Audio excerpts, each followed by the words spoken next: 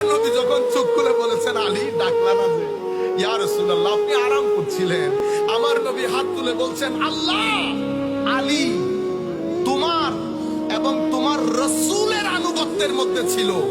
আনুগত্য তো নামাজ পড়ার মধ্যে, নামাজ ছাড়ার মধ্যে তো আনুগত্য নাই। কিন্তু মাহবুব যখন জড়িত থাকে তখন মাহবুবের আনুগত্যের মধ্যে সবকিছু, মাহবুবের আনুগত্যের মধ্যে সবকিছু। আমার নবী অসুস্থ, কিছুদিন পর আমার নবী দুনিয়া ছেড়ে চলে যাবে। সাহাবায়ে কেরাম নামাজ পড়ছে, এগুলো বুখারী শরীফের রওয়ায়াত, এগুলো ওলামায়ে কেরাম আরো ভালো জানে।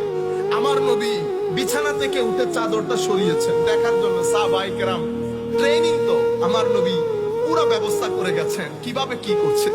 আমার নবী চাদর সরানোর দে হাদিসে পাকের মধ্যে আসছে, সাহাবায়ে কেরাম আমার নবীর চাদর সরানোর পরে রুই আমার নবীর চেহারায় আকদাস থেকে যেই আলোকত ছটা গেছে, প্রত্যেক সাহাবী বুঝতে পেরেছে আমার নবী মসজিদে এসেছেন। নতুবা এটা বুঝার কথা না। আমার নবী সব হাদিসে পাকের ভাষায় এমন অবস্থা হয়েছে, খুশিতে আত্মহারা হয়ে সাহাবায়ে কেরাম নামাজ ছেড়ে দেওয়ার জোগাড় হয়েছে।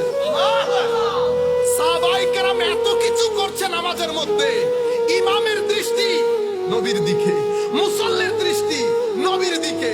তারা মনে করেছেন নবী জামাতে জয়েন করছে। হাদিসে পাকের ভাষা ওয়াহুম সুফুফুন ফিস সালাত, তারা নামাজের মধ্যে দণ্ডায়মান, নামাজ জারি। আমার নবী ইশারা করার পরে হায় হায় হায়, ইমামের দিয়ানো নবীর দিকে, মুক্তাদির দিয়ানো নবীর দিকে। আমার নবী বলছে না নামাজ পড়ো। ও নামাজের কোনো ক্ষতি হয় নাই, তাইলে বোঝা যাচ্ছে নবী বাইরের কেউ না, নবী ভিতরের কেউ।